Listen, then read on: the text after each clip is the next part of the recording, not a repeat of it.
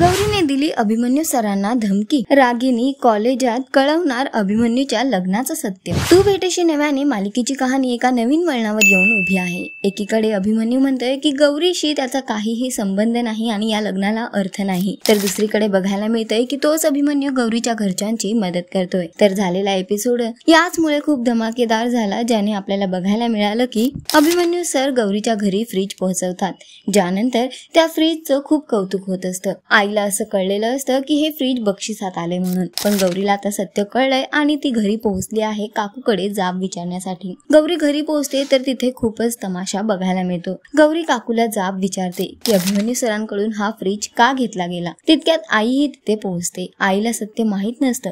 त्यानंतर गौरी आईला सत्य सांगते आणि म्हणते की आई, हा फ्रीज अभिमन्यू सरांनी पाठवलाय आणि त्यामुळेच मी इथे जाब विचारायला आली आहे। मलाही नकोय की त्यांनी आपल्या घरात मदत करावी म्हणून। त्यानंतर आईला हे सत्य कळल्यावर ती बाबांना विचारते, तेव्हा बाबा तिला सांगतात की शोभानेच मला सांगितलं होतं की तुला असं सांगायला की हे फ्रीज बक्षिसात आले म्हणून मी तुझ्यापासून सत्य लपवलं। जसंच आईला हे सगळं कळतं त्यानंतर आई खूप जास्त रागावते, गौरीवर सुद्धा चिडते आणि त्यानंतर ते फ्रीज काढून टाकण्यासाठी घरात सगळीकडे धावपळ करते। तर या सगळ्यामध्ये काकू सुद्धा आता खूप जास्त संतापलेली आहे। तर काकूने सुद्धा गौरी आणि घरच्यांना खडे बोल सुनावलेले आहेत। ती म्हणते की लग्नापासून या घरात काही सुख मला मिळालं नाही, 2 वेळेस जेवण सुद्धा नशिबाने मिळते म्हणून। ती आईवर सुद्धा खूप चिडते आणि आईला म्हणते की तुम्हीच वहिनी मला मारून टाका, म्हणजे हा विषयच संपेल। घरात सगळीकडे खूपच गरम वातावरण आहे। त्यानंतर गौरी सगळ्यांना शांत करते आणि त्यांना समजावते की आपल्या गरजा जर अभिमन्यू सरांना कळाल्या तर ते आपल्याला मदत करणारच, पण आपल्याला त्याच गरजा त्यांच्यापर्यंत पोहोचू द्यायच्या नाही आहेत। तुम्हाला जे काही या घरात लागेल ते तुम्ही मला सांगा, मी तुमच्या सगळ्यांच्या गरजा पूर्ण करेन, पण असं त्यांच्याकडे मदत मागणं मला सुद्धा आवडलेलं नाही।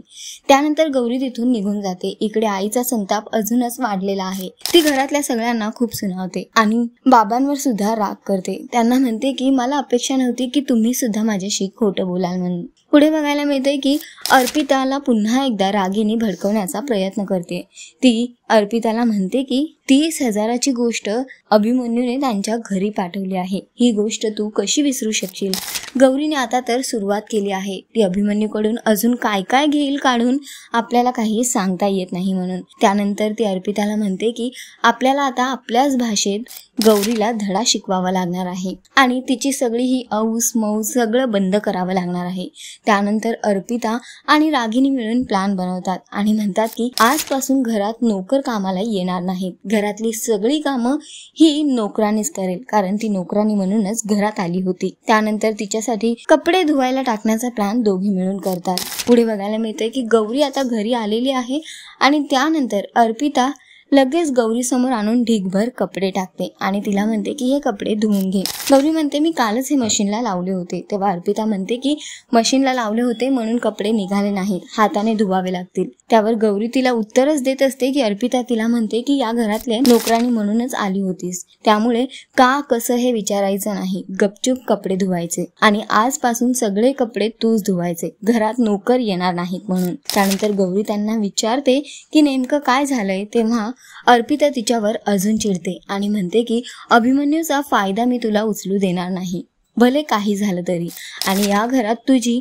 माझी वहिनी म्हणून जागा कधीच होणार नाही। अर्पिता पुन्हा एकदा गौरीला खूप काही सुनावते आणि तिथून निघून जाते। आता गौरी मात्र खूप इमोशनल झालेली आहे आणि तिचा एकच साथी सध्या आहे, ते म्हणजे बाप्पा। ती बाप्पांशी बोलते आणि म्हणते की या घरात कोणीच मला आपलं मानत नाही, सगळे माझी हेळसांड करतात, मला कधीच वाटलं नव्हतं की आपलीच माणसं मला अशी दुरावतील म्हणून। तुझ्या मनात नेमकं काय चाललंय मला कळव तरी। त्यानंतर गौरी ठरवते की ह्या घरातल्यांचं मन जिंकायचं असेल तर तिला ते जसं म्हणतील तसं वागावं लागेल, पण अर्पिता तिला आधीच म्हणाली आहे की हे शक्य नाही, या घरातली कामं करून तुला माफी मात्र मिळणार नाही, भले थोडे पैसे मिळतील म्हणून।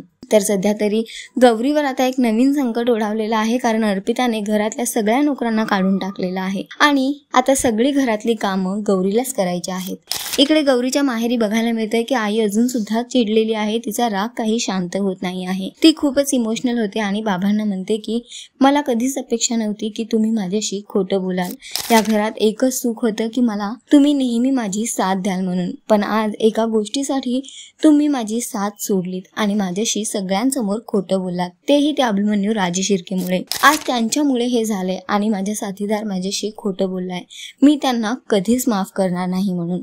तर इथे आईचा राग अजूनच वाढलेला दिसतोय अभिमन्यू सरांवरचा। दुसरीकडे बघायला मिळते की रात्री जेवणानंतरची भांडी सुद्धा अर्पिता आणि रागिनी मिळून खूप जास्त वाढवतात आणि अर्पिता गौरीला म्हणते की आज ही भांडी सुद्धा तूच घासायची आहेत, घरात कुक सुद्धा येणार नाही आणि बाकीचे नोकर सुद्धा येणार नाही आहेत, जाणून ती गौरीला त्रास देण्याचा प्रयत्न करते, पण गौरी मात्र सगळं मनापासून करायला तयार झालेली आहे। अर्पिता तिथून निघून जाते आणि तेवढ्यात अभिमन्यू सर जेवणासाठी येतात। गौरी त्यांना जेवण वाढते पण त्यांच्याशी काहीच बोलत नाही, तेव्हा अभिमन्यू सरांना कळतं की नेमका काहीतरी प्रॉब्लेम झालाय म्हणून, मग ते गौरीला विचारतात की काय झालं, तू अशी तुटक का वागतेस। तेव्हा गौरी त्यांना म्हणते की माझ्या घरच्यांना एवढ्या महागड्या वस्तू देण्याची तुम्हाला काय गरज आहे, एकीकडे तुम्ही म्हणता की आपल्या दोघांच्या या लग्नाला काही अर्थ नाही, कॉलेजात याबद्दल सत्य सांगायचं नाही आणि दुसरीकडे तुम्ही माझ्या घरच्यांची मदत का करताय।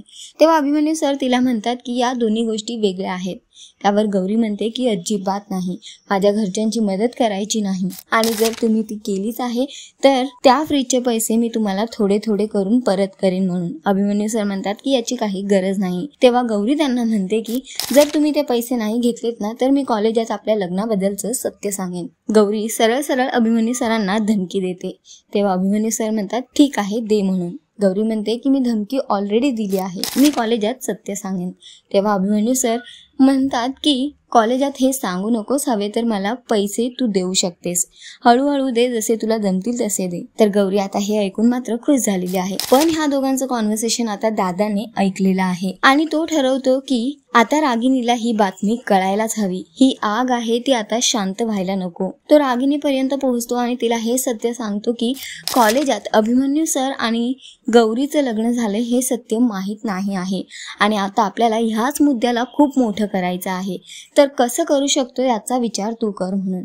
तेव्हा रागिनी म्हणते की आजपासून कॉलेजात आणि इतर ठिकाणी काय होईल या दोघांचं हे माझ्यावर सोड, ही आग आता मी काही विझू देणार नाही, तिचा वनवा करूनच राहणार। तर पुढे बघायला मिळतंय की दुसऱ्या दिवशी अभिमन्यू सर गौरी कॉलेजासाठी निघालेले आहेत आणि कॉलेजात पोहोचतात त्यांना दिसतंय की सगळी मंडळी एका बोर्ड जवळ उभी आहेत, त्या बोर्डवर लिहिलेलं आहे लग्न झाल्याबद्दल अभिमन्यू सर तुमचं अभिनंदन। सगळी मुलं कौतुकाने अभिमन्यू सरांची येण्याची वाट बघतात आणि अभिमन्यू सर तिथे पोहोचतात सुद्धा। गौरी सुद्धा जाऊन बघते की त्या फळ्यावर नेमकं काय लिहिलंय आणि जे वाचते त्यानंतर तिच्या पायाखालची जमीन सरकते। नंतर सर्व मुलं अभिमन्यू सरांना जाऊन कॉंग्रॅच्युलेट करतात आणि अभिमन्यू सर त्यांना विचारतात की काय झालंय असं, तुम्ही हे सगळं का म्हणताय। तेव्हा गौरी त्या फळ्यासमोरून बाजूला होते आणि अभिमन्यू सर सुद्धा वाचतात की लग्नाचं सत्य आता कॉलेजात कळलं आहे म्हणून। अभिमन्यू सर रागाने तिथून पोहोचतात रागिनीकडे आणि रागिनीला ते खूप चिडत विचारतात की हे सगळं तू का केलंस आणि असा साळसूतपणाचा आता स्वभाव का दाखवतेस, तुला आमच्या लग्नाचं सत्य कॉलेजात सांगायची काय गरज होती। तेव्हा अभिमन्यू सरांना हूल देत ती म्हणते की मी हे सत्य अजिबात कॉलेजात सांगितलेलं नाही आहे। त्यानंतर गौरी ही कॅबिन मध्ये पोहोचते आणि ती म्हणते की सर हे रागिनी मॅमने नाही केलंय, तर हे त्या दिवशी दिवाळीच्या दिवशी सगळी मुलं आपल्या घरी आली होती तेव्हा आभाने त्यांना सांगितलं की अभिमन्यू सरांचं लग्न झालंय म्हणून। माझा चेहरा तर त्यांना दिसला नाही पण त्यांना हे कळलं की मामी आणि मामा आता एकत्र राहतात। त्यानंतर अभिमन्यू सर खूप वैतागतात आणि तिथून निघून जातात। इकडे गौरी रागिनीची माफी मागते तर तिथे सुद्धा रागिनी गौरीला कडे बोल सुनावते आणि तिला म्हणते की हे सगळं नाटक माझ्या समोर करू नकोस, इथून निघून जा म्हणून। तर आता रागिनीने ह्या सगळ्या कार्यक्रमाचा फायदा घेण्याचा मात्र विचार केलेला आहे। ती म्हणते की आता ही आग कशी मोठी होत जाते ते तुम्ही बघतच राहा म्हणून। तर पुढे बघायला मिळतंय की रागिनीचा हा प्लॅन कुठे ना कुठे कामयाब झालेला आहे आणि अशातच येणाऱ्या एपिसोडमध्ये आपल्याला हेच बघायला मिळणार आहे की गौरी आणि अभिमन्यू सरांना प्रिन्सिपल सरांनी आपल्या केबिन मध्ये बोलावले आणि ते अभिमन्यू सरांना म्हणतात की तुमचं लग्न झालं आणि तुम्ही आम्हाला कळवलं सुद्धा नाही आणि त्यातून आज ह्या इकडे आलेले आहेत तरी तुम्ही आम्हाला सांगितले नाही। तेव्हा अभिमन्यू सर विचारतात की काय झालं। तेव्हा ते सांगतात की ह्या मिसेस राजे शिर्के आहेत म्हणून। गौरीने पुन्हा एकदा घुंगटने आपलं चेहरा लपवण्याचा प्रयत्न केलाय, पण आता बघणं मात्र महत्त्वाचं असणार आहे की यानंतर ह्या दोघांच्या लग्नाचं सत्य कॉलेजात सगळ्यांसमोर येणार आहे का. तुम्ही किती एक्सायटेड आहात येणाऱ्या एपिसोडसाठी आम्हाला कॉमेंट करून नक्की सांगा आणि अशाच टेलिव्हिजन अपडेटसाठी टेलिगप्पाला लाईक, शेअर, सबस्क्राईब नक्की करा. नमस्कार.